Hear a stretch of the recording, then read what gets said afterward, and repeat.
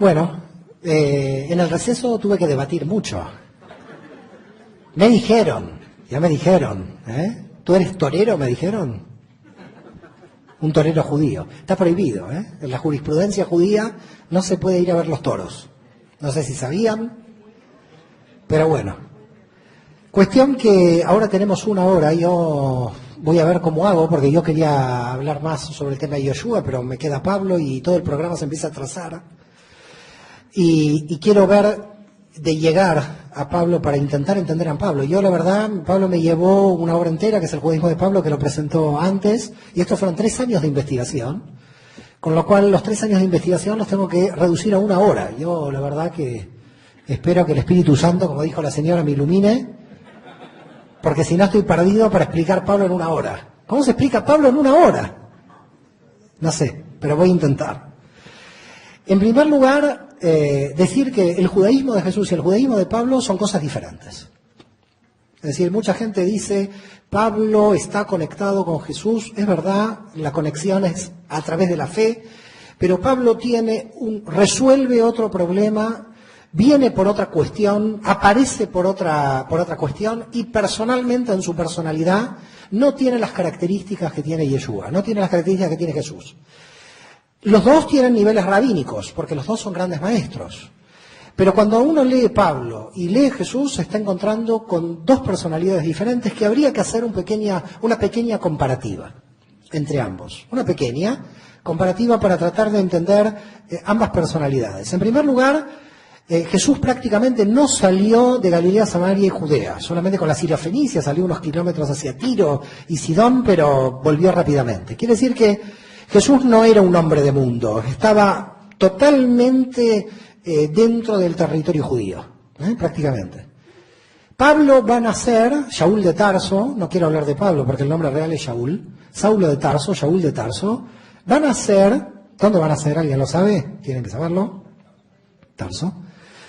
Claro, la pregunta es ¿dónde queda Tarso? Habría que tener un mapa. ¿Conocen, a ver si lo habemos de memoria, la República de Turquía? La República actual de Turquía, en toda la República actual de Turquía hay un punto donde el Mediterráneo quiebra y baja hacia Siria e Israel, Siria, Líbano e Israel. En el quiebre está Tarso. Y era muy importante la ciudad de Tarso, porque si uno imagina el mapa, Tarso está aquí, Tarso conectaba toda la región del interior de la Anatolia, de lo que es el Asia Menor, con el Tigris y el Éufrates, con Chipre y con Judea. Por tanto, Tarso estaba como en el medio de una circulación permanente de ideas, de personas y de mercadería. Con lo cual, lo que tenemos aquí es que Shaul de Tarso tiene 3 características que lo distinguen. Es judío por su religión, con lo cual en esto está completamente en concordancia con Yeshua. Es griego por cultura. Es aquí donde ya la concordancia no es tan grande, aunque hay investigadores que se preguntan si Jesús no tenía que hablar o no griego, porque vivió cerca de ciudades griegas, como Seforis, en Galilea, que era una ciudad completamente griega, no judía. Pero lo interesante de Yeshua es que a esas ciudades que eran totalmente griegas nunca entró, o por lo menos en el Nuevo Testamento no aparece. Ciudades donde había idolatría, que eran Tiberíades y Seforis, porque Tiberíades ahora es judía, pero en esa época cuando se fundó era la ciudad de Tiberio, era pagana, idólatra. Tiberíades y Seforis, que eran 2 ciudades idólatras paganas donde hablaban griego, ahí no entró. Con lo cual lo que vemos es una ortodoxia judía. Con los paganos no me meto, no tengo la prédica a los paganos. Voy solamente a las ovejas perdidas de la casa de Israel, dice el texto. Por tanto, ¿qué pasa con Saúl de Tarso? Saúl de Tarso nace en la diáspora. No es un judío de Judea. Y como un judío de la diáspora, no ve a los gentiles como va a ver Yeshua y sus primeros seguidores judíos, como la representación del ocupante romano, sino que ve a los gentiles como sus vecinos. Yo voy a dar un ejemplo de lo que estoy diciendo. Yo vivo en Barcelona. De repente en Barcelona yo puedo tener un rabino, un vecino, y de hecho lo tengo, hay vecinos, que son musulmanes. Y uno puede tener una muy buena relación. Estoy en la diáspora. ¿Qué pasa si yo un día me traslado a Israel? No sé si quedó claro lo que estoy diciendo. El contexto territorial me puede cambiar la situación. Quiere decir que los gentiles, en la visión de los judíos de Judea, Samaria y Galilea, estaban representados por las legiones de ocupación romanas. Pero para la mentalidad de un judío de la diáspora, el romano y el griego era su vecino de ahí al lado.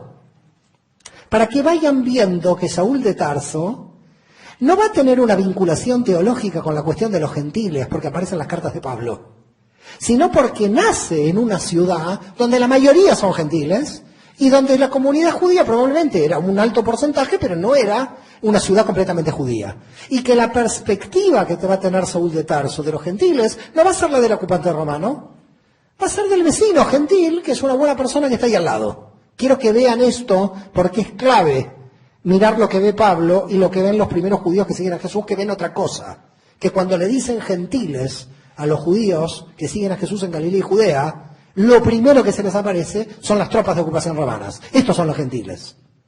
Y en cambio, gentiles para un judío de la diáspora como Pablo no son las tropas de ocupación romanas.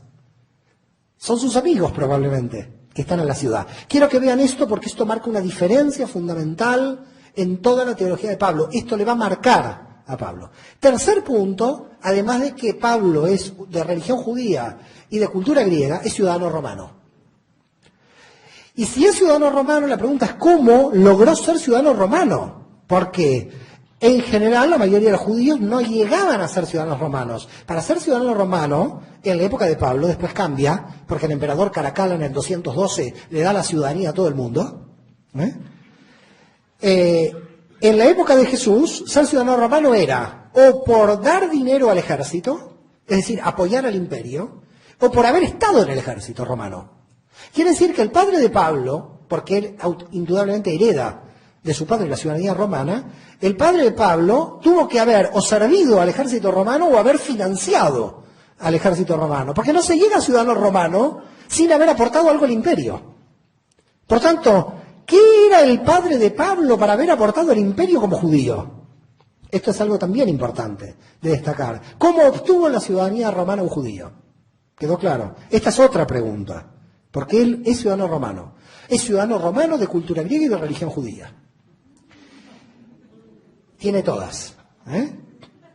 Es como ser, no sé, mexicano, sefaradí y argentino al mismo tiempo. Una cosa de locos. Pobre gente, debe haber gente así, pero bueno. El hombre vivía, de alguna forma, en una tensión muy rica cultural. Ahora tenemos otro dato, otra información que nos trae el propio Pablo, con lo cual yo lo que estoy haciendo es solamente extraer la información del texto bíblico. Cuando en Hechos de los Apóstoles él dice, porque yo estudié a los pies de... aquí todo el mundo sabe Biblia.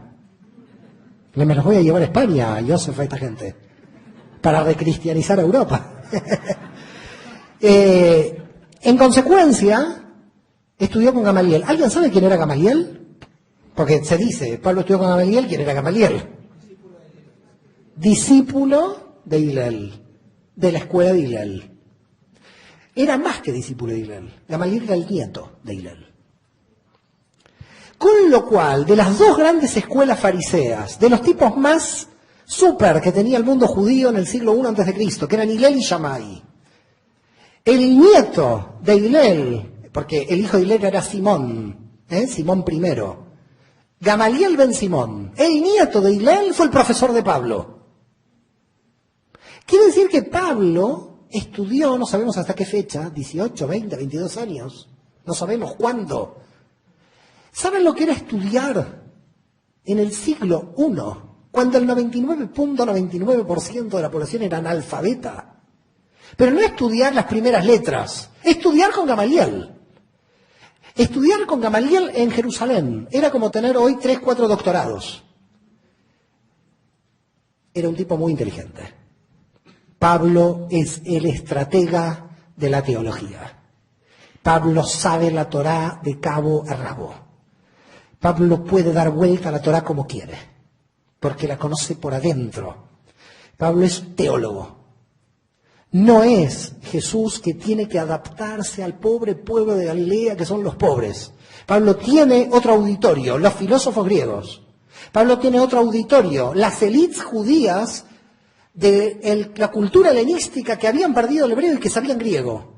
Pablo ahora tenía que debatir con otro nivel. No era con el pueblo en Galilea que tenía una relación con un rabino en Galilea, sino que él, de alguna manera, iba a tener otro nivel de debate completamente diferente. Para ese nivel de debate se necesita un nivel intelectual muy alto. Ahora bien, la cuestión es, ¿esto qué quiere decir? ¿Que Jesús, frente a Pablo, en esta diferencia? No, lo que estamos diciendo es otra cosa. Hay dos tipos de rabinos. Y aquí va a haber dos palabras que probablemente, no sé si alguna vez las han oído, son hebreas, pero que tienen la definición exacta de la diferencia entre Pablo y Jesús. Yeshua es un rabino del mismo nivel probablemente que Pablo, seguramente de Pablo, pero que lo que hace es comunicarse a través de lo que se llama en hebreo la Agadá. ¿Qué es la Agadá? La narrativa, la narración. Ustedes lo conocen como las parábolas. Ustedes lo conocen como las parábolas. En hebreo se llama mashal, parábola. Son las mashalot. El gran hombre de las parábolas fue Salomón, que llegó a tener 3000 parábolas. Y por eso se le denominó un sabio. Rey sabio. Yo muchas veces digo, no sé si fue sabio, tuvo 1000 mujeres. Eso no sé si es sabio o no, pero bueno, un día lo debatiremos con Yosef ese tema. Si Salomón se fue sabio con 1000 mujeres. Yo me imagino a Salomón con problemas de pareja. Haría una reunión de este tipo. Tengo conflicto de pareja. Bueno, dejemos a Salomón y a sus mujeres tranquilas y volvamos otra vez. Qué fama, la de Salomón, qué fama. Y los judíos descendemos de este hombre, Dios mío. Esto es bueno y malo de acuerdo a cómo se vea, claro. Bueno, la cuestión es, básicamente, que nosotros tenemos en Pablo otra cosa, no es agadá, no es narrativa, es alajá, es jurisprudencia. La diferencia no es en el nivel intelectual del rabino, es en el método a seguir. Cuando una persona narra un cuento, el cuento tiene que tener un sentido. Ahora, si ese sentido del cuento, que es la parábola, lo que ustedes conocen como una parábola, yo lo corto y digo Oseas 1:4, Job 4:4, Salmos 33, ustedes empiezan a dormir. Es lo que habitualmente pasa en teología, ¿no? Empieza Hechos 1:4, Job 4:4, ya se empieza a caer. Ese nivel es jurisprudencia. Uno tiene que estar con la Biblia sabiendo y debatiendo todos los versículos para llegar. Eso es Pablo. Jesús no tenía ese auditorio. No podía decir Oseas 4:4, porque además los versículos bíblicos que tenemos son del siglo V. En la época de Jesús la Biblia se leía de corrido. Entonces no había forma de saber dónde estaba el versículo. Por tanto, la cuestión era dar un cuento, una parábola, para que la gente entienda el sentido de la Torah. Eso hacía Yeshua. Pablo no hace eso. Pablo lo que hace es ir literalmente a la Torah, a citar directamente la fuente, y no hace ningún cuento, no hace ninguna parábola. Porque está desarrollado como un rabino en la jurisprudencia. Hace debate teológico profundo y da vuelta como quiere la teología. Vamos a ver cómo la da vuelta. Ahora, él va a dar vuelta a la teología por ciertas cuestiones. Ya sabemos que no voy a contar la historia de Pablo, de Saúl de Tarso, que estaba en Jerusalén, y fue a perseguir ¿a quién? No sé, los cristianos no estaban, había judíos que creían en Yeshua. La verdad, les felicito que ustedes sabían que había cristianos. Yo, en toda esta historia, siempre me encontré con judíos. Nunca me encontré con ningún cristiano. Yo, a los judíos que persiguió Pablo no los puedo llamar cristianos porque eran judíos. Pablo es un judío que persigue judíos. Cuando en los textos de la iglesia o en textos en España veo Pablo persiguiendo a los cristianos, digo, no puede ser esto. Y estos fueron 2000 años. No, Pablo perseguía a judíos que creían en Yeshua. El problema era un problema interno. Era un problema interno de la comunidad judía. No eran dos religiones que se estaban peleando. Eran judíos que creían en Yeshua contra judíos que no creían. Era un problema interno. Es lo mismo, yo muchas veces digo en España, con respeto, lo digo, acusar a los españoles de la muerte de García Lorca. Pero García Lorca también es español. ¿Cómo se puede acusar a toda la gente de la muerte de García Lorca? Y todos los seguidores de García Lorca perseguidos, todos españoles, ¿no? Todos ellos eran judíos que observaban el Shabbat, que hacían el Brit Milá, que hacían la circuncisión, que observaban absolutamente todo. Porque nadie les vino a decir que había otra religión.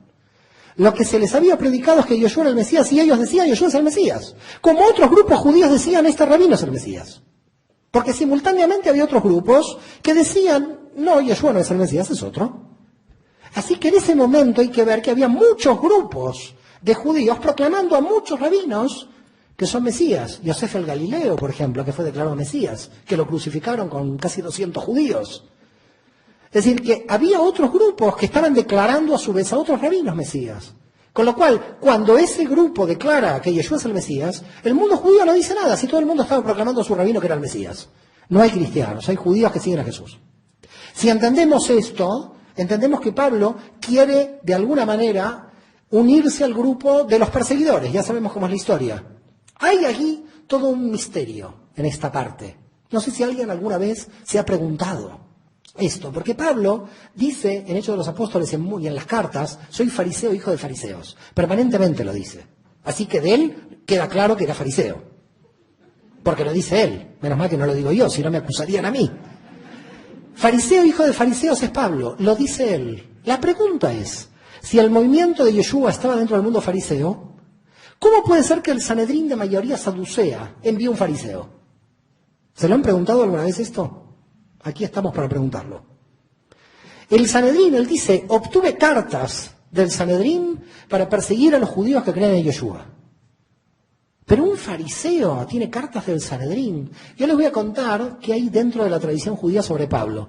Y ustedes seguramente como cristianos no lo conocen porque está dentro de la tradición judía. Es de una tradición judía oral no escrita que sabemos sobre Pablo, que quizás les pueda interesar. Es decir, lo que voy a contar ahora es una tradición oral, reitero, del mundo judío sobre Pablo, no escrita en los textos. Por lo cual, el mundo judío sabía que Pablo pertenecía a la élite del Sanedrín. Y esa tradición judía oral, que los judíos hemos heredado, engarza perfectamente con la posibilidad de que Pablo haya tenido cartas del Sanedrín para ir a perseguir a los judíos que creían en Yeshua. Dice la tradición oral hebrea sobre Pablo de que estaba enamorado de una hija de un sacerdote. Y que, como estaba enamorado de la hija de un sacerdote, estaba involucrado en la élite de Jerusalén. Pero la hija del sacerdote lo dejó. Y en venganza se pasó al bando contrario. Esta es una tradición que no la encontrarán en ningún lugar, pero que creo que como es interesante, sepan que esta tradición existe. No sabemos por qué razón, ustedes lo tienen por revelación, Pablo a mitad de camino se puso al bando contrario, dentro del mundo judío. Es decir, que dijo, yo voy a perseguir a los judíos que creen en Yeshua, ahora, y ustedes lo conocen por la cuestión de la revelación, llego a Damasco, me pasé al otro bando. Ya sabemos, después de 3 días, Ananías, ya conocemos la historia, no voy a explicar ahora la historia, quiero ir más rápido. Pablo entonces llega a Damasco, donde hay una gran comunidad judía. ¿Cuántas sinagogas hay en Damasco? 32 sinagogas en el siglo I. Ahora no hay ninguna, imagínense, claro. Están matando a su propio pueblo, ¿qué va a haber? Con lo cual, 32 sinagogas en Damasco, donde Pablo empieza a predicar, Yeshua es el Mesías, Yeshua es el Mesías. Si puede predicar, es que los rabinos le permitan. Ustedes ahora piensen algo contrario. Yo ir a las iglesias a decir Yeshua no es el Mesías, ¿me permitan? Bueno, a Pablo se le permitió entrar en la sinagoga y Yeshua es el Mesías porque como era judío, se le dejaba entrar a la sinagoga, tenía que orar. Y porque se entendía de que podía haber muchos judíos que sigan esta idea. Y por lo tanto, Pablo se le permite entrar, pero había judíos que no querían, empiezan los líos. Judíos que quieren que Jesús es el Mesías, que no es. Se tiran con todo lo que encuentran. Se empiezan a pelear dentro de la sinagoga. Judíos que dicen que Yeshua es el Mesías, judíos que dicen que Yeshua no es el Mesías. Se empiezan a dividir las comunidades de Damasco hasta que sabemos lo que pasa con Saúl de Tarso, que se tiene que escapar de ahí para volver a su ciudad de Tarso, porque dice aquí me van a matar si sigo yo diciendo Yeshua es el Mesías. Hasta que aparece otro judío, Yosef Barnabás el Levita, ¿lo conocen? San Bernabé. Yosef Barnabás el Levita, que va a Tarso y le dice, yo también soy judío como tú, yo también creo que Yeshua es el Mesías, tenemos que convencer a todo el mundo judío que Yeshua es el Mesías.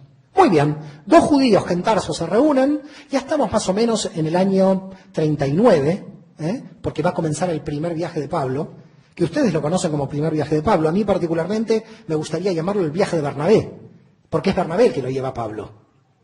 Pobre Bernabé desapareció de la historia cuando Bernabé fue el que le mostró a Pablo todas las comunidades de Chipre, porque Bernabé era de Chipre. Con lo cual, Yosef Barnabás el Levita, San Bernabé, lleva a Shaul de Tarso a Chipre durante 3 años, como se dice, dele que te pega a cada sinagoga diciendo, Yeshua es el Mesías, del 39 al 42, y estamos ya a 10 años de la desaparición de Yeshua de Sena, para decir al pueblo judío que Yeshua es el Mesías. Y muchos judíos creían, otros judíos no creían. Si en los próximos 5 minutos, son las 7, así que solamente les voy a pedir 5 minutos, nos concentramos, voy a pedir 10, porque en 5 no creo que llegue, nos concentramos en lo que yo voy a explicar ahora, después vamos a poder entender mejor la teología de Pablo y podemos saltar a Pablo. Lo primero es, oh, qué bien, no lo puedo creer. ¿Qué pasó? Llegó el Mesías, tengo hasta las 8. Bueno, lo primero es tratar de entender qué ve Pablo en las sinagogas de la diáspora. Él no va a sinagogas en Judea. Las sinagogas de judíos que había, judíos. Pero él va a las sinagogas de la diáspora judía. Con lo cual va al elemento cultural que él sí conoce. Él es de la diáspora. No es lo mismo ir a la sinagoga de Nueva York que a una de Jerusalén. Ni son lo mismo los ortodoxos de Nueva York con los de Jerusalén. Un poco más liberales tienen que ser, porque están relacionados con el ambiente no judío. ¿Se entiende lo que decimos? Por lo tanto, Saúl de Tarso llega a estas comunidades, va predicando, siempre al lado de Bernabé, después se dividen, tiene ahí un pequeño problema, no me quiero meter en problemas de apóstoles, pero básicamente Saúl de Tarso y Yosef Barnabás el Levita predicando que Yeshua es el Mesías durante 3 años, casi 3 años y medio, hasta el año 42. Ahora sí les pido 10 minutos pero mucha atención, porque aquí está la clave del nacimiento del cristianismo. Saúl de Tarso va a la sinagoga y va a predicar que Yeshua es el Mesías. Hasta ahí, todo tranquilo. Tranquilo entre comillas. Algunos decían que sí, otros que no, pero Saúl de Tarso, cuando entra a una sinagoga de la diáspora, ve que en las primeras filas de las sinagogas hay judíos, que son los que fundaron las sinagogas. Entonces, supongamos que esta sería una sinagoga a la que visita Saúl de Tarso, y entonces las primeras filas son judíos. Así que las primeras 2 o 3 filas ya automáticamente les convertía al judaísmo. Si hay alguno que no está circuncidado, tranquilo. Mañana hacemos la circuncisión. Las otras filas, yo vi muchos hombres muy aterrados, están pasando a la fila de atrás ahora. Sí, se ríen, pero este es el problema de Pablo. Las otras filas de la sinagoga son lo que se llama prosélitos de justicia, en hebreo Ger Tzedek. Tienen un nombre especial. Ger Tzedek. ¿Quién era el Ger Tzedek? El que se convirtió al judaísmo, pero que no es de madre judía, es el que se convirtió. Por lo tanto, los primeros judíos de la sinagoga fundaron la comunidad. Después vinieron los griegos romanos que andaban por ahí y de otros pueblos, los gálatas, los filipenses, los efesios, y dijeron, queremos participar de la sinagoga y eventualmente nos queremos convertir. Con lo cual los conversos al judaísmo, que había muchos cientos, se integraban a la sinagoga. En el caso de los hombres se circuncidaban, en el caso de las mujeres pasaban por la mikve, por el baño ritual, y en las filas intermedias de la sinagoga estaban los prosélitos de justicia, los que se llama Ger Tzedek, que a los fines de la ley judía eran judíos de pleno derecho, solamente se sentaban atrás porque no habían fundado la comunidad. Es decir, que eran judíos como los de la primera, solamente que no eran genealógicos, habían entrado recién, eran gentiles que decidieron convertirse al judaísmo. Pero como conversos al judaísmo ya eran judíos por completo, queda claro. Con lo cual, la hija, por ejemplo, de uno de la fila del medio, si se casaba con el hijo de la primera, se casaba con el rito judío. Porque también los de las filas intermedias eran judíos, pero se les llamaba Ger Tzedek, es decir, el gentil de justicia que se hace judío. Converso por completo, 100%. Y después, en las últimas filas de las sinagogas que va a ir Pablo, se encuentra con los prosélitos de la puerta. Llamados de la puerta porque están cerca de la puerta. Nada más. Esos prosélitos de la puerta también tienen otro nombre, temerosos de Dios. Cuando en el texto del Nuevo Testamento aparece Cornelio como temeroso de Dios, no es que teme a Dios, La gente lee el texto y dice, hoy Cornelio teme a Dios, qué buena persona. Temía a Dios. No, se sentaba en un sitio de la sinagoga especial. Al final de la sinagoga, en el sector de los temerosos de Dios. ¿Quedó claro lo que decimos? Cuando dice entonces el texto bíblico, era un temeroso de Dios, no temía a Dios, todos temen a Dios, mucha gente teme a Dios. Él estaba como temeroso de Dios en una sección de la sinagoga, que eran lo que se llama semiprosélitos. La verdad me gustan los salmos, me gusta la Biblia, la paso bien en la comunidad, pero yo judío no me hago. ¿Quedó claro? Estos eran los temerosos de Dios. Cantan salmos, estoy contento, me encanta la comunidad, creo en Dios, por supuesto, si no nos puede entrar a la sinagoga, creo en Dios, cumplo algunos mandamientos, unos sí, unos no, a veces no. Me encantan los salmos, pero cuando me piden la conversión, no. Yo convertirme no me convierto. ¿Quedó claro? Son entonces los prosélitos de la puerta, temerosos de Dios, amigos del judaísmo, para llamarlo de alguna manera. Pero amigos del judaísmo desde el punto de vista religioso, porque estaban dentro de la sinagoga. Así que si se imaginan un plano, yo esto lo hago en pizarra, vamos a ver si mañana tenemos una pizarra, si se imaginan un plano de una sinagoga, tenemos en la primera fila los judíos, en las otras los prosélitos de justicia, y final los prosélitos de la puerta. Muy bien. Llega Shaul de Tarso, empieza a predicar. Yeshua es el Mesías, Yeshua es el Mesías. Pero ve algo que no entiende. ¿Qué no entiende? Ve algo que hay un montón de mujeres en el medio de las sinagogas que se convirtieron al judaísmo y un montón de hombres que están ahí atrás agazapados sin querer convertirse. Dice, ¿qué pasa aquí? Algo muy raro pasa. ¿Qué pasa? Que en la Torá les encanta a las mujeres y no a los hombres. Vienen más las mujeres que los hombres. Pregunta y dice, mire, a mí el judaísmo me encanta. Me encanta no robar, me encanta no matar, me encanta cantar los salmos, me encantan los profetas, pero yo no me circuncido. Circuncisión en el siglo I era con una infección irse a la muerte.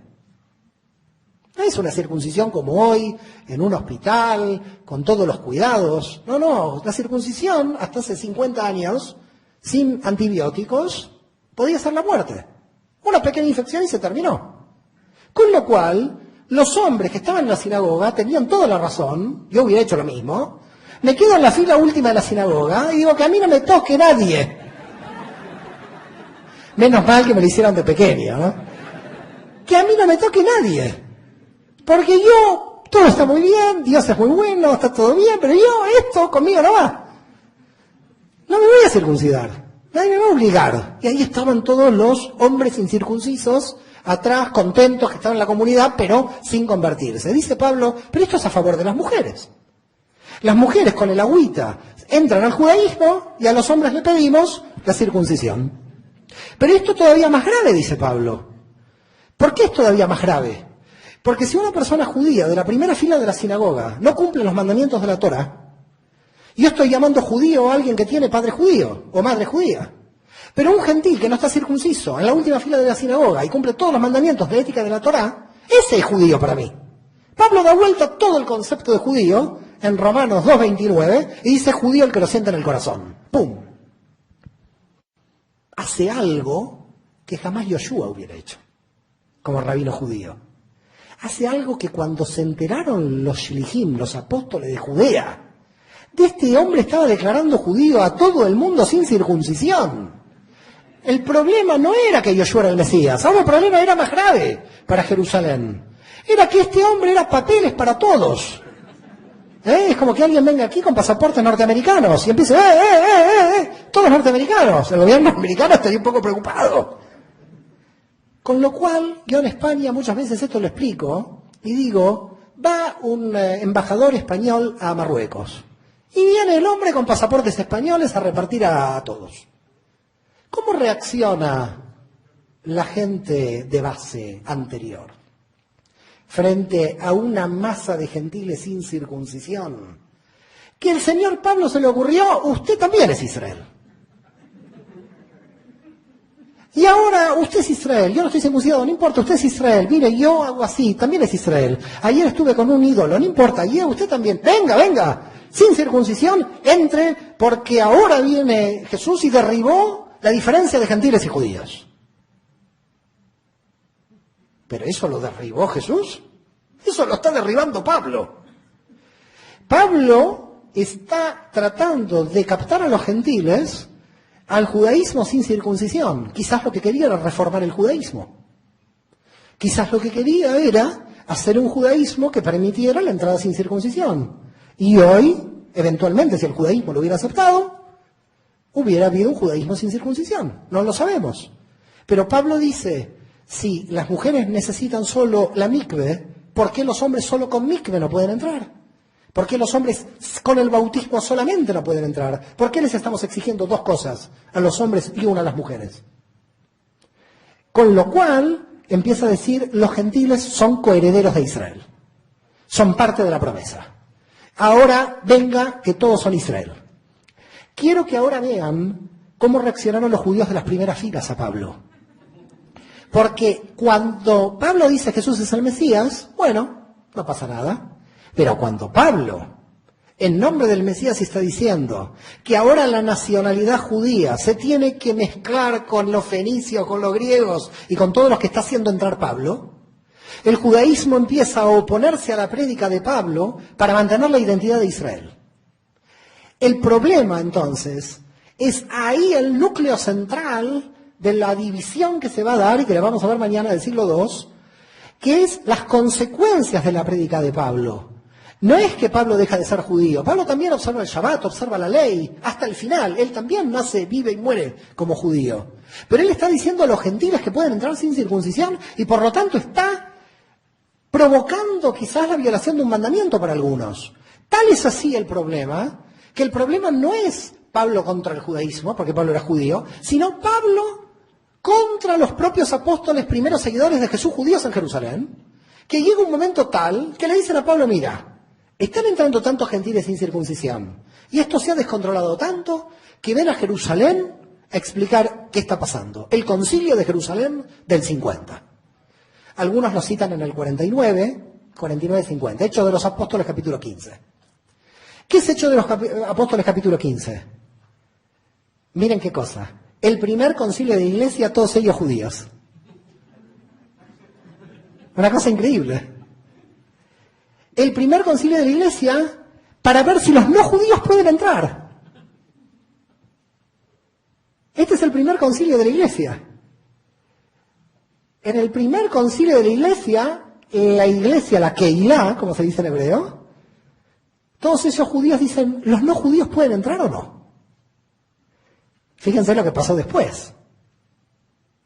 Todos estos judíos que creían que Yeshua era el Mesías, lo que tienen que debatir ahora es cómo entran los gentiles.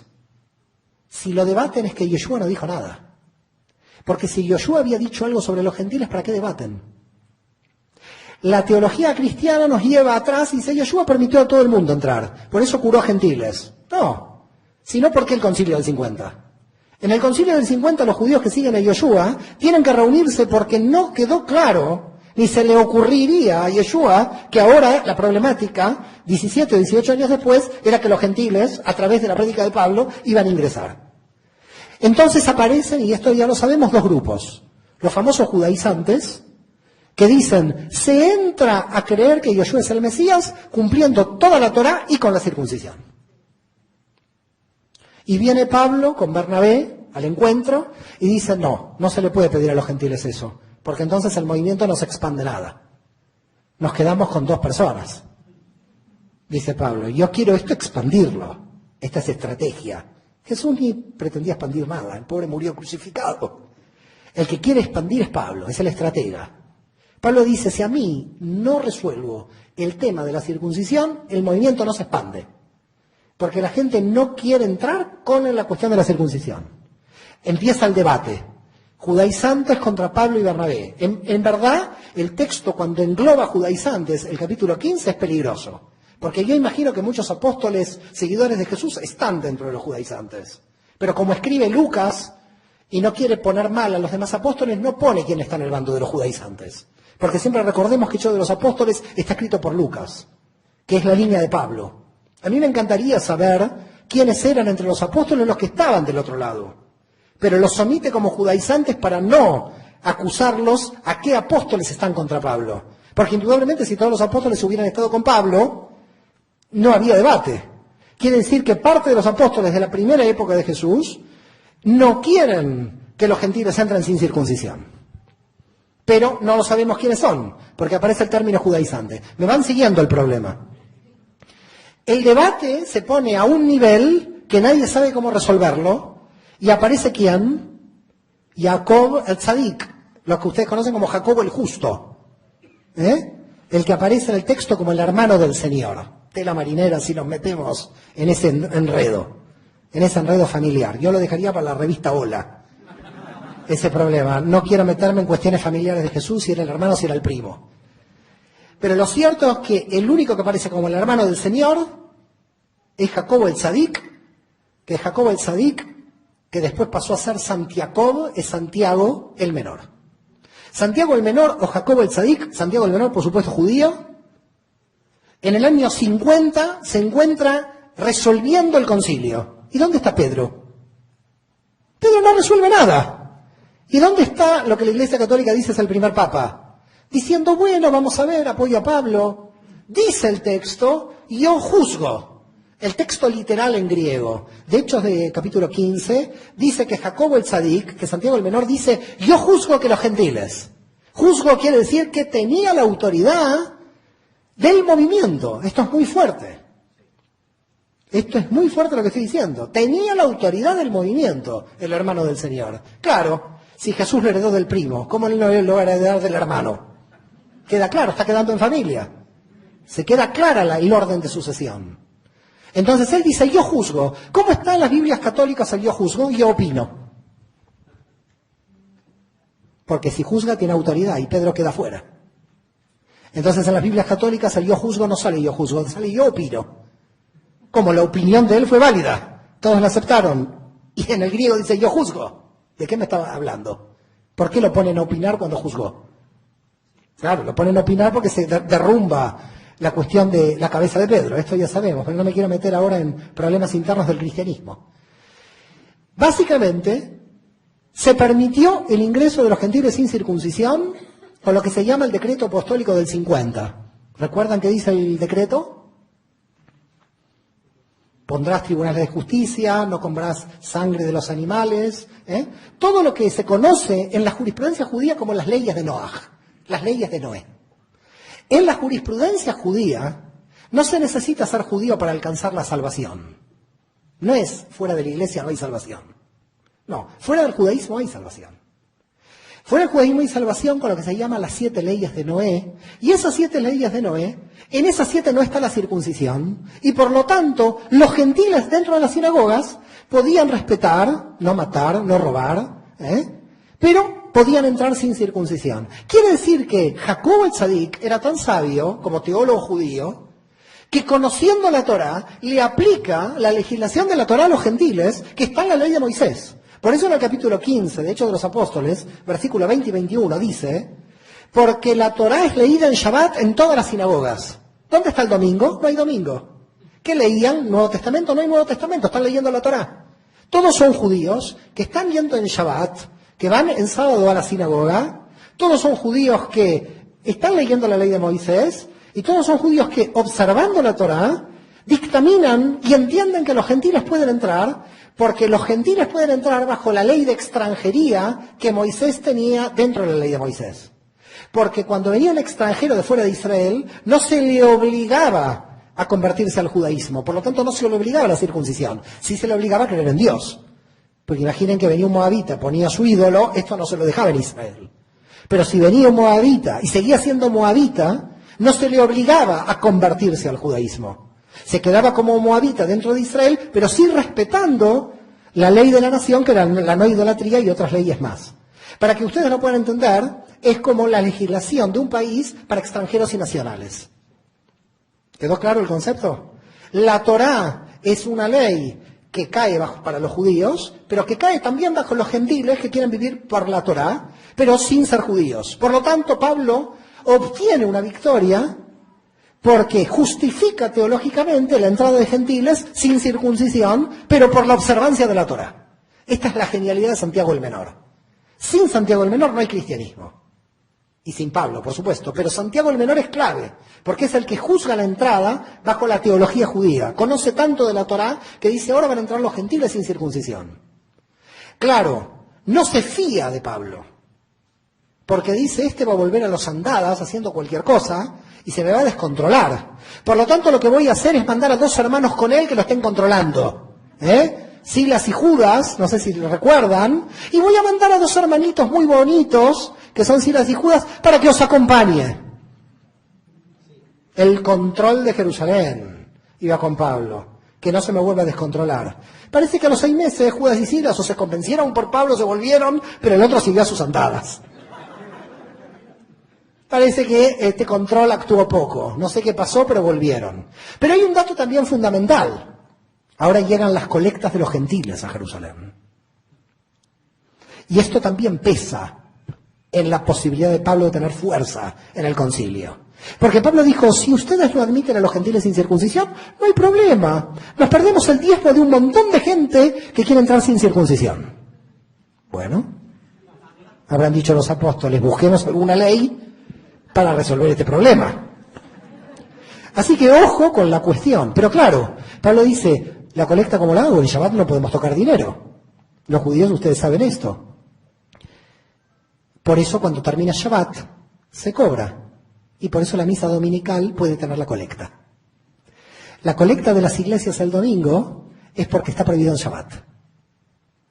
El primer día de la semana Pablo cobraba la colecta porque en Shabbat no podían tocar dinero. Por eso en la iglesia tienen la tradición ahora de la colecta el domingo. Pablo, en el 50, entonces, ya tiene todo el poder teológico para poder avanzar en su objetivo, que era la mayor cantidad de gentiles que ingresaran a Israel. Pero la pregunta que uno se hace en este punto es que la situación murió de éxito. ¿Qué quiere decir que la situación murió de éxito? Si Pablo creía que iban a entrar 40 gentiles a una comunidad de 200 judíos, no iba a pasar nada, porque los hijos de estos gentiles seguramente observarían la Torá. Quizás esta era la estrategia. Pero lo que sucedió fue justamente lo inverso. Entraron tanta cantidad de gentiles que los judíos empezaron a incumplir la Torá porque empezaron a ir para la menor. Si el gentil con las leyes de Noé puede cumplir sin circuncisión, entonces empezamos a observar menos.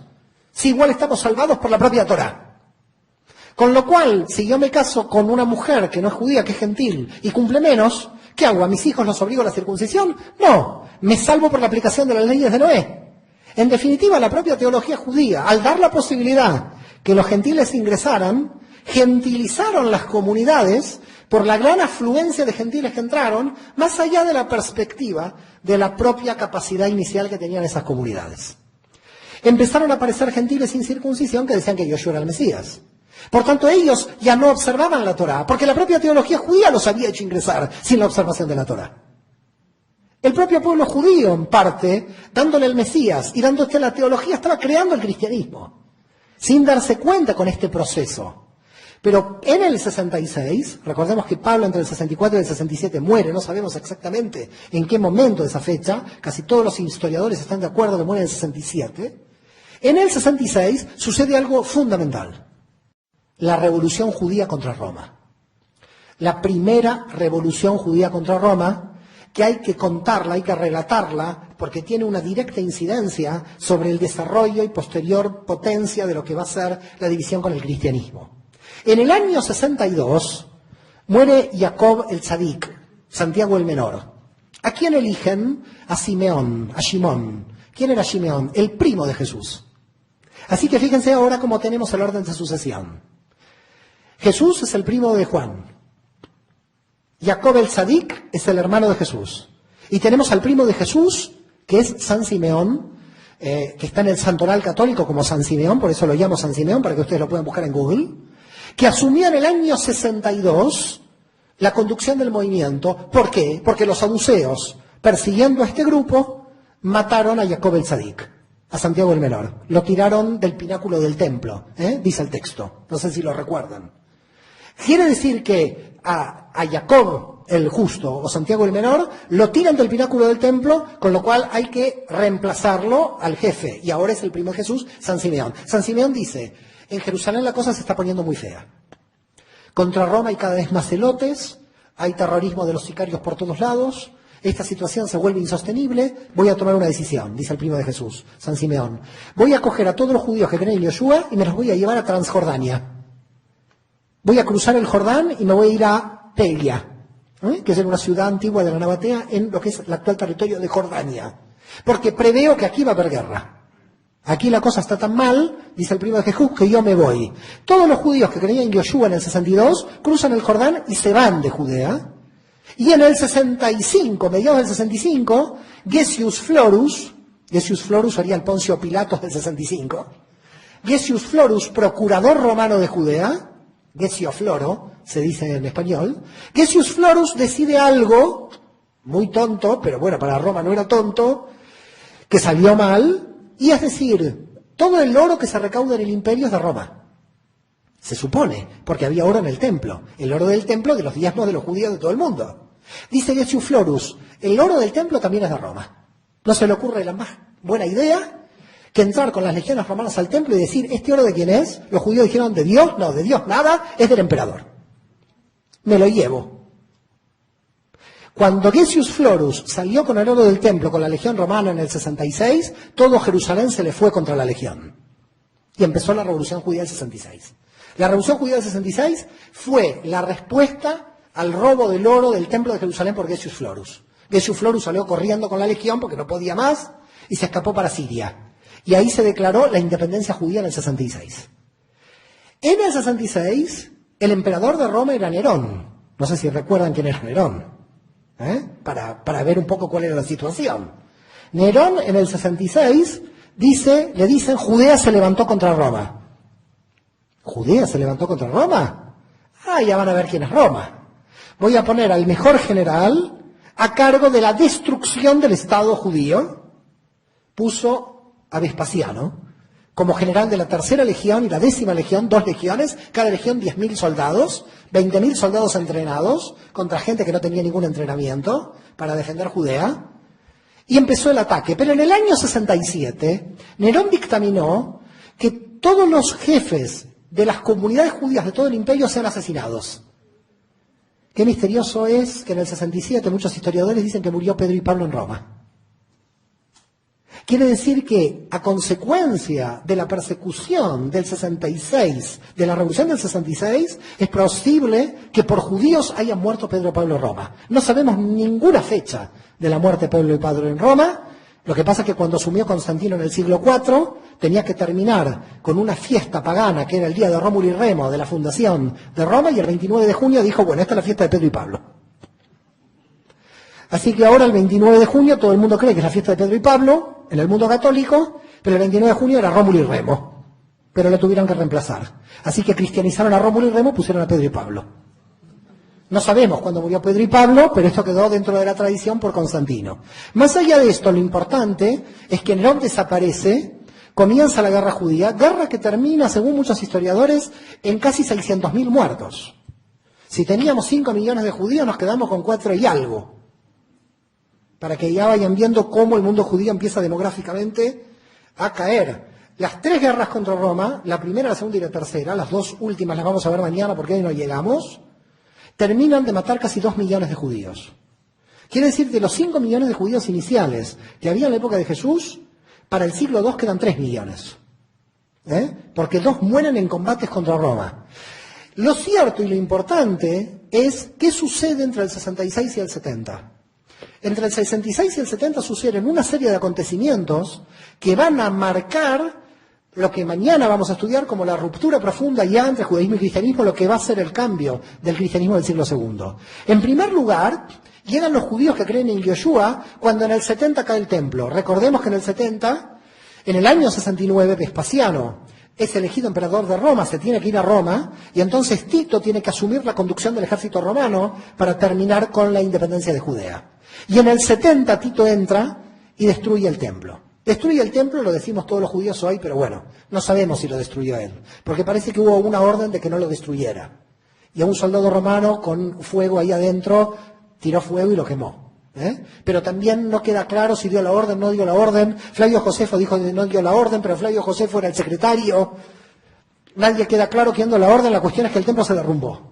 Se destruyó el templo en el año 70, no sabemos de quién vino la orden, obediencia debida, alguien tiró ahí algo, una mecha y todo se quemó, con lo cual se destruyó el templo de Jerusalén en el 70. Recordemos que no fue el último momento de la resistencia judía, porque en Masada seguía la resistencia judía.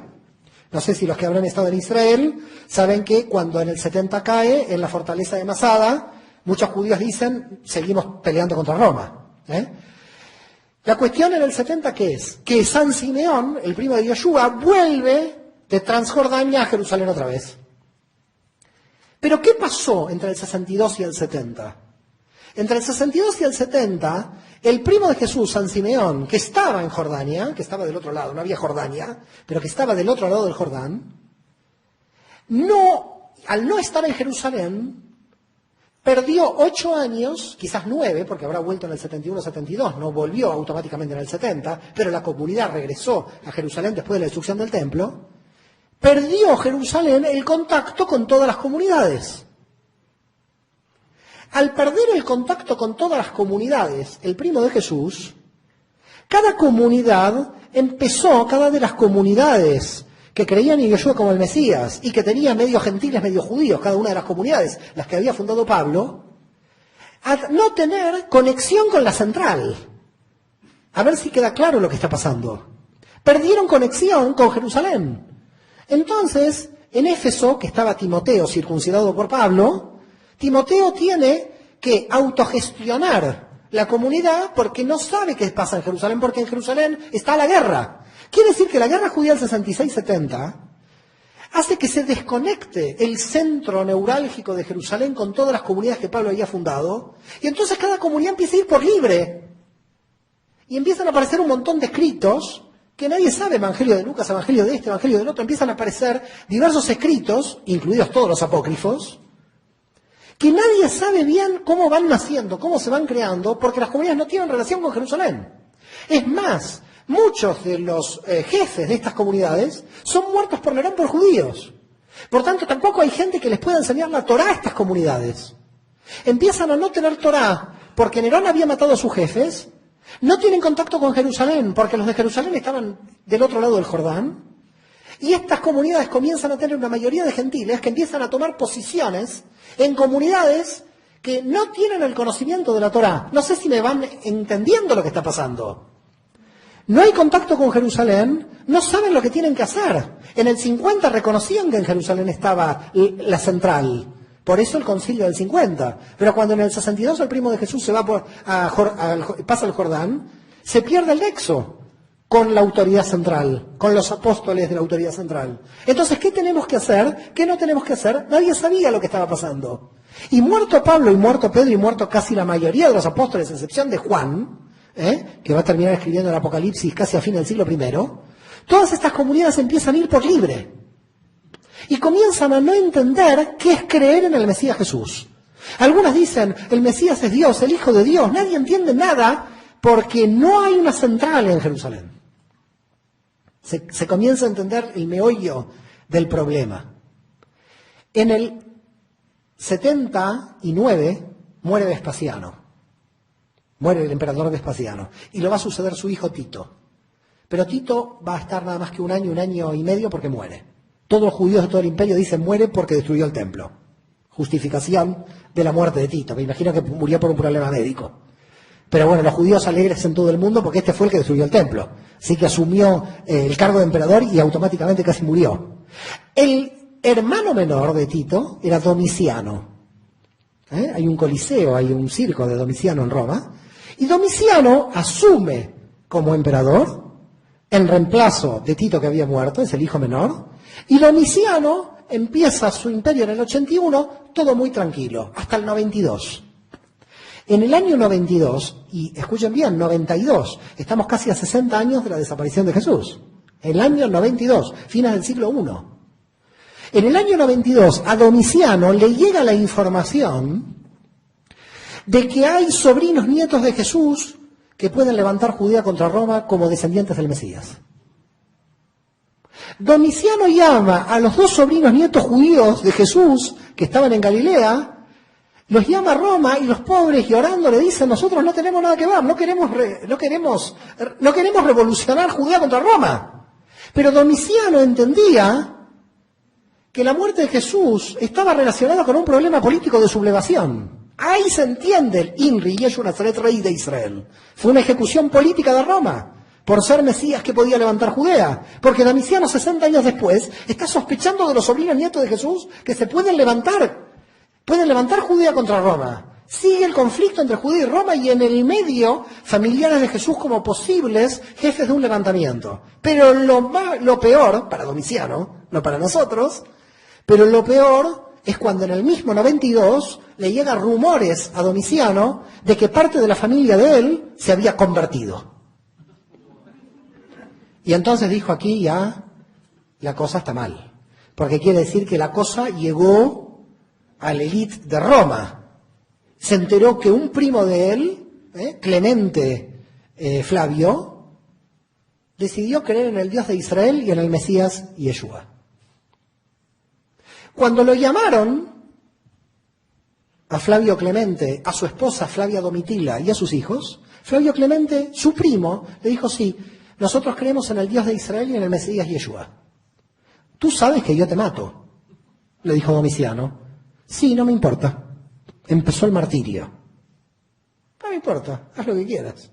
¿Haz lo que quieras? Bueno, te mato. Lo mató. Lo crucificó a Flavio Clemente, a Flavia Domitila la mandó al Mar Negro, y a sus dos hijos los dio en adopción a familias desconocidas del Imperio Romano.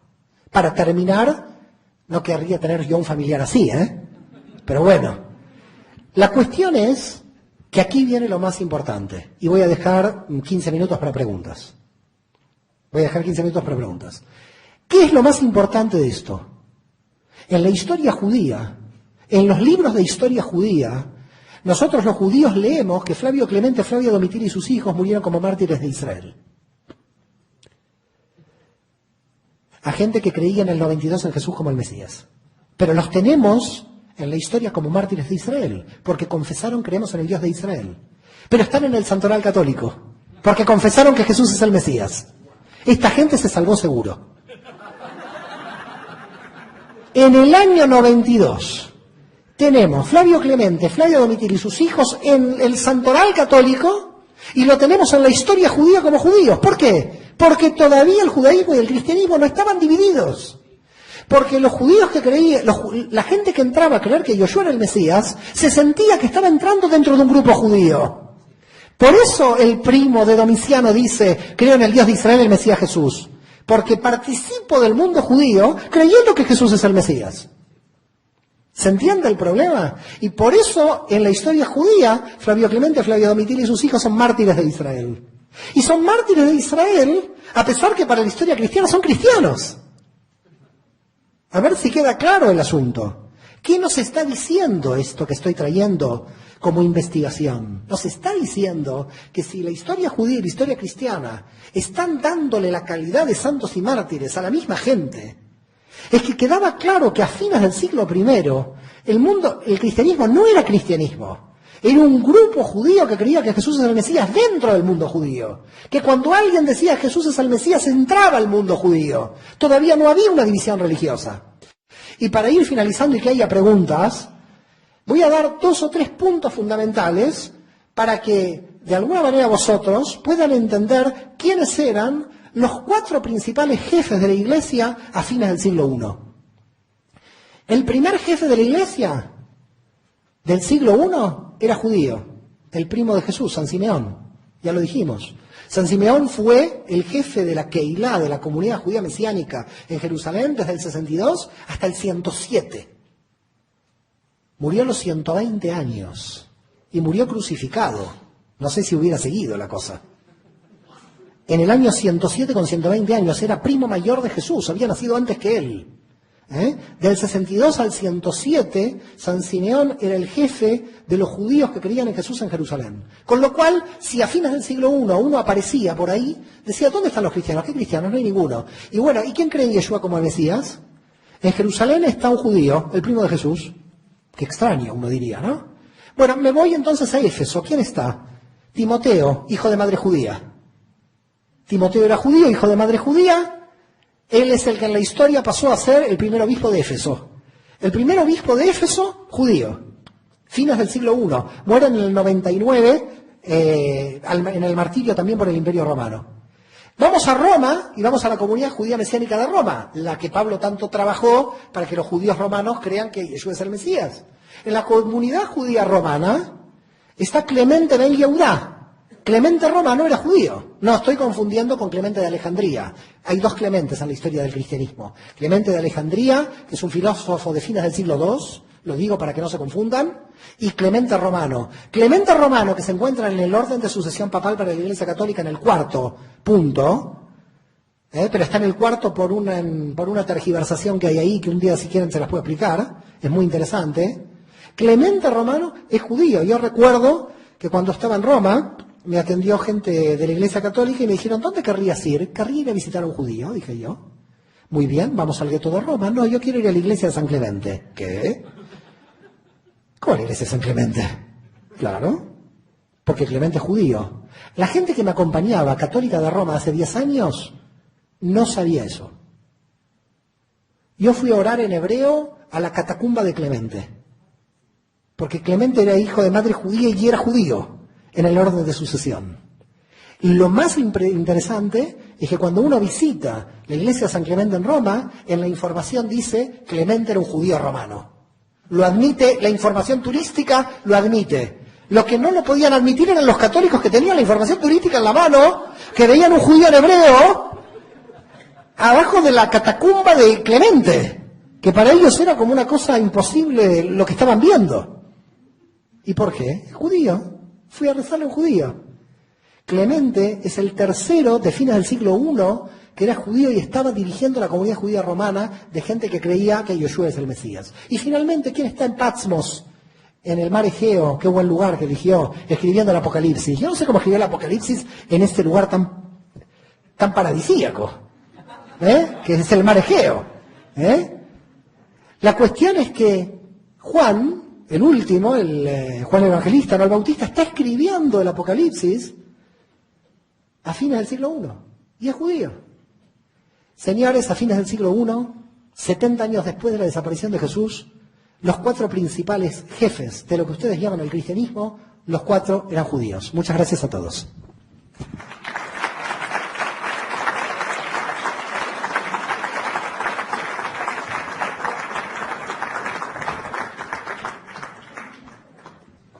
Muy bien. Lo que vamos a hacer, incluso vamos a tener un tiempo un poquito mayor de preguntas y respuestas, es que vamos a hacer ahora la ceremonia de Abdalá y después para que puedan ya pasar a un receso y después del receso regresamos para la sesión de preguntas y respuestas, que es lo que se va a poner candente, ¿ok? Pasen por favor a tomar sus asientos, viene la parte intensa, viene la parte de la cerecita en el pastel. Vamos a tener una sesión de preguntas y respuestas de toda la información que se cubrió el día de hoy. Y también vamos a tener la oportunidad de que nuestra audiencia a través de internet pueda preguntar. Muy bien, vamos a comenzar con la sesión de preguntas y respuestas. Ok, el que es el primero, por favor. Buenas tardes a todos. Doctor, muy buenas tardes. Buenas tardes. Se ha hablado al respecto de las Sagradas Escrituras. En el inicio se habló de la persona de Jesús. Se habló de que el Nuevo Testamento tiene algunos errores, interpolaciones. Por el otro lado, vemos que la vida cuando se habla de Pablo, que él tuvo un encuentro con el Señor Jesucristo. Sin embargo, vemos que no fue así, según su estudio, fue producto de un capricho, de una situación y que él, pues, según sus objetivos, fue que empieza él a predicar. Pues ya entonces, ya el Nuevo Testamento, pues tiene algunas cosas que no son verdad desde su óptica. Por eso surge mi pregunta. También al inicio usted menciona a Jesucristo como otro de los 24 aspirantes a ser el Mesías. Y nosotros pues somos cristianos porque no porque sea el cristianismo sea una religión diferente al judaísmo, sino nosotros somos cristianos porque hemos creído que Él es el Hijo de Dios. La Biblia nos relata a nosotros que Él vino a este mundo de una manera misteriosa y de la misma manera también ascendió, según los libros de los Hechos y también el libro de Lucas. Pero usted habló de Jesucristo y le digo, habla de una manera pues como cualquiera otra persona, otro importante, pero una persona que tomaba ideas de los saduceos, de los tres grupos que usted menciona y que según las circunstancias pues así hablaba. Mi pregunta es específica, en todo su estudio, lo que ha arrojado con respecto a la persona de Jesucristo, aunque dijo que no quería hablar de su familia, sin embargo, para mí es muy importante saber si en su estudio ha podido usted o nos puede dar quién fue su padre biológico, porque nosotros pues creemos, según nos relata la Biblia, que no tiene un padre biológico, sino que vino de una manera misteriosa, pero en vista de que usted pues ha estudiado más al respecto de la persona de Jesucristo, quisiera saber eso, si usted ha podido informarse, si tiene algún padre biológico Jesucristo. Bueno, hay muchos temas que usted ha relatado. Primero que todo, bueno, respeto su fe y la admiro, porque siempre he admirado que un judío como Jesús tenga 2.000 millones de seguidores. Por tanto, usted es uno más de los 2.000 millones de seguidores que sigue las enseñanzas de un hombre de mi pueblo. Por tanto, en principio ya soy orgulloso de yo tener la sangre de Jesús. En todo lo que usted ha dicho hay muchos temas diferentes. Es decir, podríamos decir que hay como 5 o 6 preguntas. Yo las estuve tratando de escribir aquí para poder ir contestándolas. Primero, en materia de fe todo es muy peligroso. En materia de fe todo es muy peligroso porque el que tiene fe, cuando empezamos los razonamientos, no le vamos a cambiar la fe ni es el objetivo. Es decir, los cambios de fe no se producen a través del razonamiento. El que cree, es un sentimiento. Bueno, es como el Barça y el Real Madrid. Es casi imposible cambiar a alguien del Barça y del Real Madrid. Es decir, en materia de fe, cuando entramos en el tema de fe, empezamos a entrar en campo minado. ¿Qué quiere decir campo minado? Ya hay una fe específica que nadie la tiene que cambiar ni pretende cambiar. Es decir, no es como la Inquisición que pretendió cambiar la fe de mis antepasados, sino que no vengo a hacer una inquisición judía en cambiar la fe de alguien. Por lo tanto, cuando uno entra en materia de fe, yo me retiro. Y me retiro porque es muy, muy peligroso tratar de responder a preguntas que en verdad, desde su fe, por más razonamiento que haya, no tienen sentido ningún tipo de razonamiento. Eso es en principio. Pero eso no evade que yo voy a contestar las preguntas. Queda claro lo que estoy haciendo. El primer punto que hago es, en materia de fe, toda fe es muy respetable. Y por lo tanto, nadie pretende cambiar la fe de nadie. Ni yo como judío pretendo que a mí me cristianicen, ni yo a los cristianos pretendo judaizar. Pero lo que sí es tratar de hacer un análisis lo más riguroso posible de la historia hasta donde podamos. Esa sería la pretensión. La pretensión es hasta dónde podemos llegar a hacer un análisis histórico sin molestar la fe de nadie. Lo que pasa es que es difícil. Yo sé que es difícil. Sé que es difícil porque yo hago una gran autocrítica de mi fe judía, pero la hago de manera interna. Los trapos se lavan en casa, dicen. Y me siento muy identificado con Yoshua por eso, porque como judío criticaba el judaísmo. Las grandes críticas de Jesús en el Nuevo Testamento no es por cristiano, es por judío. Quien ama profundamente su religión la tiene que criticar. ¿Queda claro? Ahora, si usted defiende una fe sin ninguna crítica y sin ningún tipo de razonamiento, también es respetable para mí, porque usted es imagen y semejanza de Dios, pero es complicado poder hablar, porque estamos en una trinchera. La fe se vuelve una trinchera donde nos vamos tirando con lo que encontramos. Eso es muy peligroso. Yo creo que es peligroso porque al final la fe termina siendo una excusa de no amar al prójimo. El problema de las divisiones religiosas es que no sirven cuando todo el mundo cree tener la verdad. Porque el único que tiene la verdad es Dios. Y por lo tanto, si nos ponemos a defender nuestras verdades parciales, podemos entrar en un peligro, donde los mandamientos de ética se derrumban. Va quedando claro lo que estamos hablando, ¿no? Entonces, si en algo lo ofendo, en todo lo que yo voy a decir, que sepa que yo no le quiero ofender. Porque para mí el principio ético de la Torá es amarlo a usted como imagen y semejanza, piense lo que piense. Basado en esto, que para mí es un punto central, la aclaración, quiero ahí sí no evadirme de sus preguntas. Lo primero es decir cuándo nació el Nuevo Testamento. Para mí es clave este punto.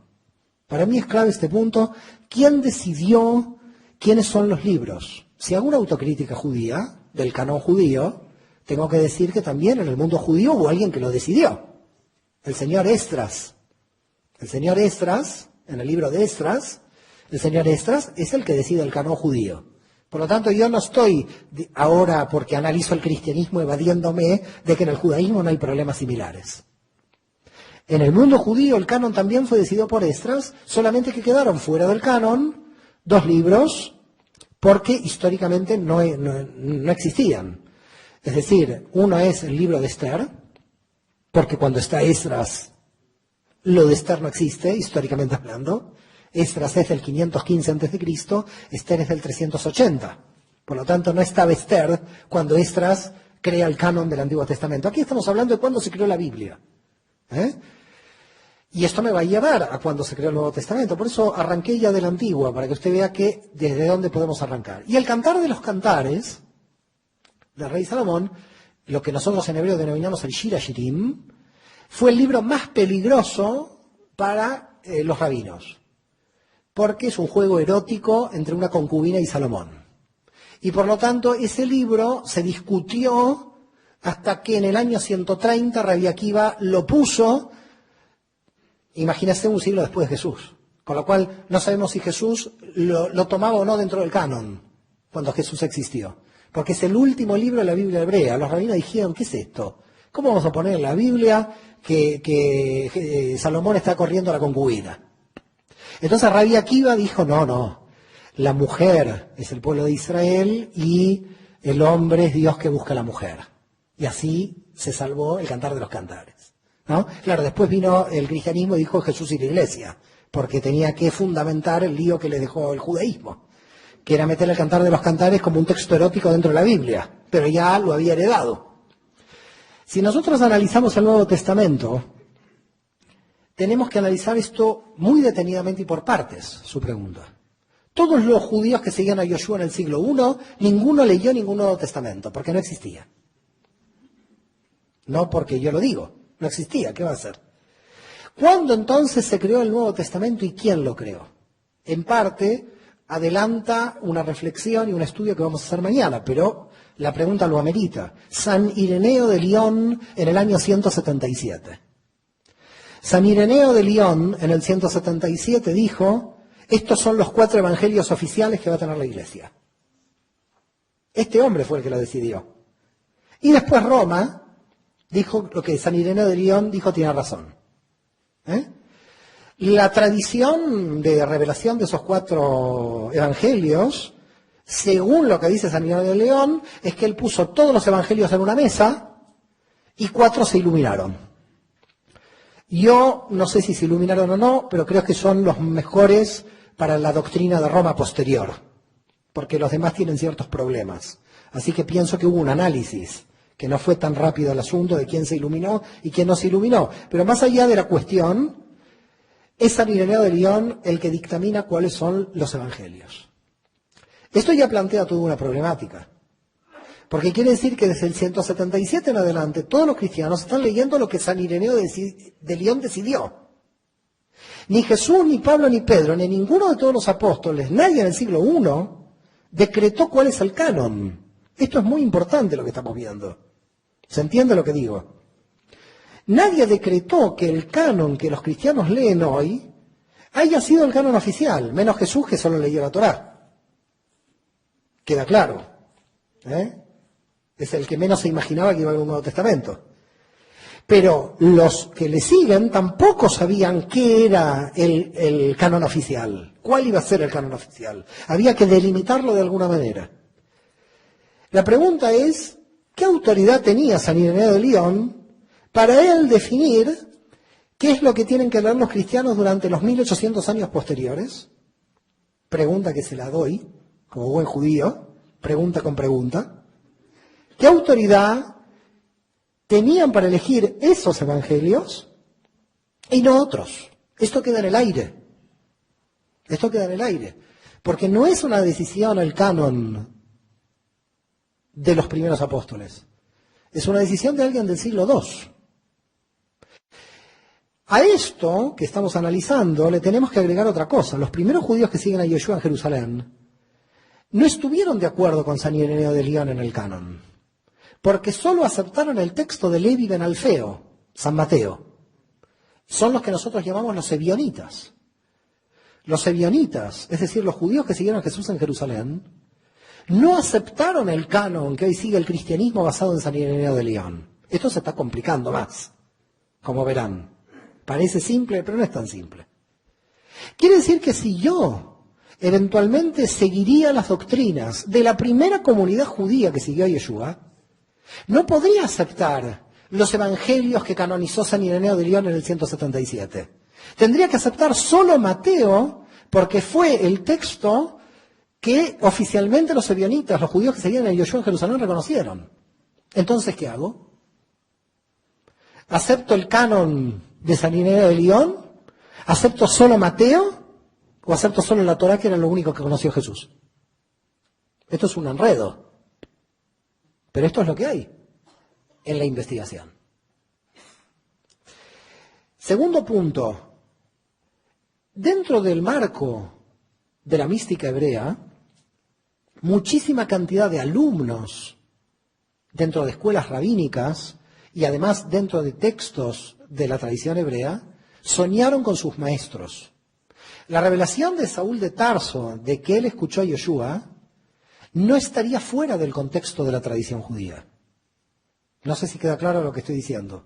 Es decir, que él haya tenido esa revelación es algo normal dentro del mundo judío, no se lo ve como algo extraño, porque ese tipo de revelaciones son pan de todos los días dentro de la tradición judía. De hecho, yo me he reunido con gente ortodoxa, que muchos de ellos me han dicho, yo en el 2008, cuando murió mi maestro, mi raí, yo he soñado con él, me dijo que me iba a casar. A los 6 meses la mujer se casó. Es decir, que los tipos de revelación, maestro-alumno, en el caso, que no era alumno Saúl de Tarso, pero en el caso de la creencia de Saúl de Tarso, en la revelación dentro del contexto teológico judío, es admisible. Con respecto a lo que Pablo le fue revelado con respecto a Yeshua. Con respecto a los aspirantes a Mesías, a los 24 aspirantes a Mesías, a mí me queda claro que a un cristiano le interesan los otros 23 aspirantes. Para mí es muy claro eso. Pero ¿por qué tengo que explicar que hubo tantos aspirantes a Mesías? Para que se entienda la problemática política que tenía Judea y para que se entienda la muerte de Jesús. Porque si no, los judíos seguimos siendo los culpables de la muerte de Jesús. La muerte de Jesús, y esto está en un libro muy bueno del proceso de Jesús de Paul Winter, que si usted no lo leyó se lo recomiendo, Winter, W-W-I-N-T-E-R. Paul Winter, sobreviviente de los campos de concentración, perdió toda su familia en Checoslovaquia por los nazis. Cuando salió de los campos de concentración dijo, yo tengo que entender por qué nos acusaron siempre de la muerte de Jesús. Lo que nunca se entendió, porque el deicidio, como la muerte de Dios, que es una contradicción absoluta, porque Dios no puede morir, fue una doctrina del año 180 de Melitón de Sardes. Así que también pueden poner este nombre muy extraño, que quizás no lo conozcan, pero si lo googlean, pueden poner Melitón de Sardes. Melitón de Sardes es el primero que en el año 180, a fines del 2, pero claro, nos estamos adelantando con todo el seminario de mañana, pero le tengo que responder a nuestro amigo. Es el primero que crea la doctrina del deicidio. Los judíos mataron a Jesús. Claro, en San Juan se lo generaliza mucho el término judíos. Si uno coge el Evangelio, y los judíos, que eran todos los judíos, no eran judíos también los que lo seguían a Jesús. ¿Por qué entonces yo tengo que explicar que hubo tantos aspirantes? Porque si no el proceso a Jesús no se entiende. El proceso a Jesús es un proceso de tipo político donde los saduceos del templo están involucrados porque estaban en contra de todo el pueblo judío. Y entonces, entendiendo cómo los saduceos del templo están involucrados en la muerte de Jesús y se lo pasan a Pilatos, y ahí muere, no muere como rey de los mexicanos, como Napoleón III, como rey de los húngaros. Muere como rey de los judíos. La acusación que todo cristiano tiene en la cruz es Inri, Yeshua de Nazaret, Rex Yehudaorum, rey de los judíos. Rey de los judíos, en el Imperio Romano, era delito de sedición al imperio. Era un revoltoso que se quería rebelar. Ahora, claro, la pregunta es, ¿se quería rebelar? No. Queda claro, porque era un pacifista absoluto. Pero el problema político que va a plantear Jesús al Imperio Romano no es su prédica, que es totalmente de paz. Es lo que va a plantear es el problema de juntar tanta cantidad de gente que podría llegar a haber una rebelión. Y el Imperio Romano actuaba de manera de represión preventiva. Antes de que haya una rebelión, vamos a matar al cabecilla y a los otros 2 o 3, porque mañana hay 500 judíos revoltosos. Entonces matemos primero el núcleo duro. Desaparecemos el núcleo duro y después ya está. Y entonces ahí se entiende, especialmente con el libro que yo os recomiendo, El proceso a Jesús, de Paul Winter. Fue un hombre que después de la salida de los campos de concentración, hasta que murió en Londres en 1963, creo 64, se dedicó a comprender el derecho judío y el derecho romano para saber cómo murió Jesús. A eso dedicó su vida. Y él entendió en el proceso cómo fue el proceso de derecho romano. Porque si hubiera sido un proceso de derecho judío, lo hubieran estrangulado, lo hubieran apedreado, hubiera sido otro proceso. Esteban sí muere bajo la ley judía. La lapidación de Esteban cae bajo la ley judía. Lo que pasa que Esteban hace algo muy peligroso. Esteban hace algo peligroso para los saduceos del templo.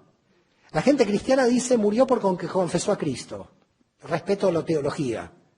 Pero Esteban lo que hizo es, cuando entró al templo, dijo, Dios no habita en templos hechos por manos de hombre.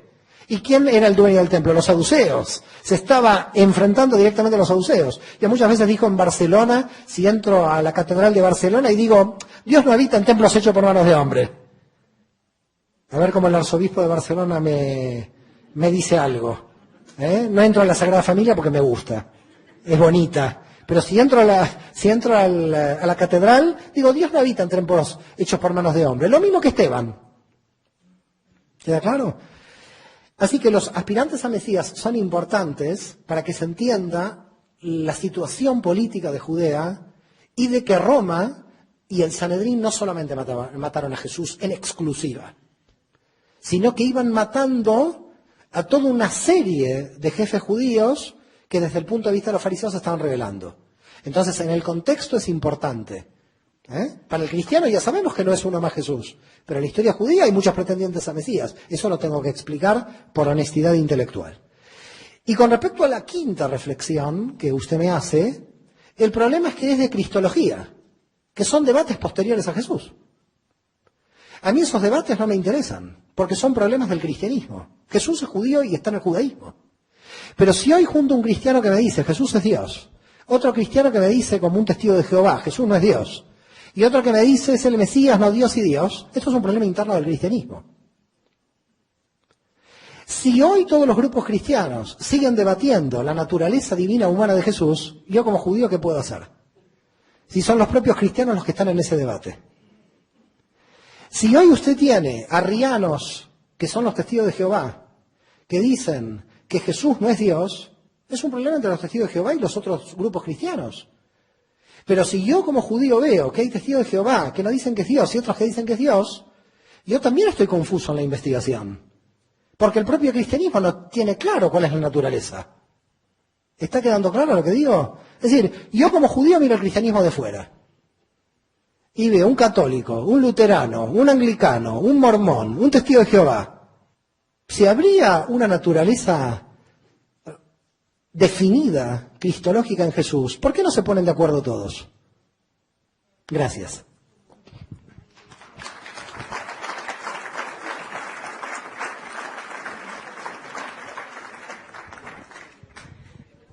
Queremos hacer partícipes también a nuestra audiencia por internet.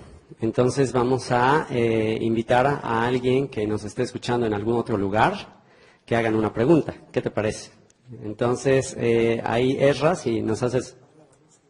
Así, quizás en Milán nos están escuchando en alguno de esos lugares. Ezra, nada más si nos dices, por favor, ¿de dónde es la pregunta? ¿Desde qué lugar nos están haciendo la pregunta? Y tú la puedes decir, por favor. ¿Le puedes pasar el micrófono, por favor? No, aquí a Ezra. Ok, va a pasar a una pregunta. Ok. Ok, yo repito la pregunta. La pregunta es si Mario como investigador, ¿qué opina acerca del regreso de las 10 tribus? Esa la hicieron, la tomé al azar, simplemente porque han hecho muchas, no hay ningún tipo de preferencia. No sé si es corta o es larga o hay tiempo para más acerca de, porque supongo que esta persona no escuchó su explicación que ya le dio Mario acerca de la fórmula trinitaria. Dice, otra pregunta sobre, es Nashville, no sé si sea su apellido, o sea de Nashville, Tennessee. Dice, sobre el Evangelio hebreo de Mateo de Shem Tov, contiene la fórmula bautismal de la Trinidad.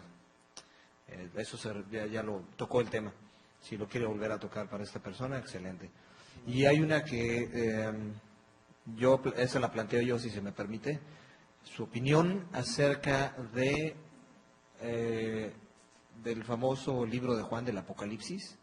Si escribe en Patmos en el año 90 o posterior, ¿por qué no menciona la destrucción del templo si era tan importante? Bueno, todo muy interesante esto. El tema del Apocalipsis, el tema del escrito de Juan es muy difícil. Entre los investigadores están divididos. Nadie sabe bien las fechas en que se escribió. Primero no saben bien las fechas de la escritura del Evangelio de Juan. Según la escuela de Tübingen en Alemania, en la Universidad de Tübingen, los investigadores llegaron a la conclusión que hubo dos Juanes en la escritura de Juan. Un Juan griego y un Juan judío, que no fue el mismo autor. Esta fue la escuela de Wellhausen y las investigaciones de Wellhausen, que dijeron, aquí hay cosas muy diferentes dentro del Evangelio. Por lo tanto, el Evangelio de Juan hay que tomarlo con pinzas en el sentido de quién fue el autor. Indudablemente hay una base de Juan original, que probablemente sea el Juan, pero parece que cuando se habla del Juan griego, es este que pone a los judíos como ya parte de algo que va a ser diferente, que es el cristianismo. Entonces, parece que este Juan griego, al Evangelio de Juan, estaría retocando el Evangelio original. No lo digo yo, lo dice la Escuela de Investigación de Wellhausen en Alemania. Con respecto al tema de las 10 tribus, bueno, hay muchos temas también en todo lo que me dijiste. Está pasando una situación en Sefarad, en España, muy particular, bueno, de hecho también aquí en México, en Colombia, y es la búsqueda de las raíces de los apellidos. Hay un movimiento muy grande, nosotros lo verificamos por internet en forma permanente, de que la gente está buscando sus raíces judías a través de su familia. Recordemos que la Inquisición mató 65.500 judíos, esto no es muy evangélico lo que digo, pero es la verdad. La Inquisición mató a 65.500 judíos entre 1481 y 1808, que entró Napoleón Bonaparte a España. Después Fernando VII la volvió a instaurar, pero ahí ya no quemaban más vivos. O sea, solamente cobraban el sueldo los inquisidores, sin quemar gente, lo cual es bueno. Es preferible que la gente cobre y no queme. Y después en Portugal hubo 13.150 judíos quemados, en el periodo de 1540 a 1808, que también entró Napoleón a Portugal. Con lo cual estamos hablando de 78.700 y pico de personas quemadas solo en España y Portugal, sin contar los perseguidos por la Inquisición en América. Porque recordemos que la Inquisición se instauró en Lima, se instauró en México en el año 1570 por Real Cédula de Felipe II del 23 de septiembre de 1569, y el tercer tribunal de la Inquisición fue instaurado en Cartagena de Indias, en la actual Colombia, en 1610. Con lo cual, América tuvo 3 tribunales de la Inquisición. Todo esto es para explicar por qué yo creo que hay una teología de regreso a las 10 tribus de Israel. Porque indudablemente la Inquisición no mató, gracias a Dios, a toda la gente que sí se convirtió. Hubo miles y miles que se convirtieron. Miren, para darles una idea y tomar en cuenta esto, y por eso yo digo que toda España tiene raíces judías, es que en 1391 Estamos hablando de un siglo antes de la expulsión, de 1492. En 1391 había 120.000 judíos en España, aproximadamente. Esto es un dato del historiador Bernaldez. De estos 120.000, dice la crónica, en la matanza de 1391, que fueron matanzas que empezaron en Sevilla en marzo de 1391 y terminaron en Gerona, en Cataluña, el 10 de agosto de 1391, fueron muertos 40.000 judíos, 40.000 quedaron judíos y 40.000 se convirtieron. Quiere decir que en 1391 había ya 40.000 judíos conversos en España, porque no querían morir en esa matanza de 1391. Para 1492, un siglo después, podemos calcular que entre 200.000 y 250.000 había ya 40.000 judíos conversos en España, porque no querían morir en esa matanza de 1391. Para 1492, un siglo después, podemos calcular que entre 200.000 y 250.000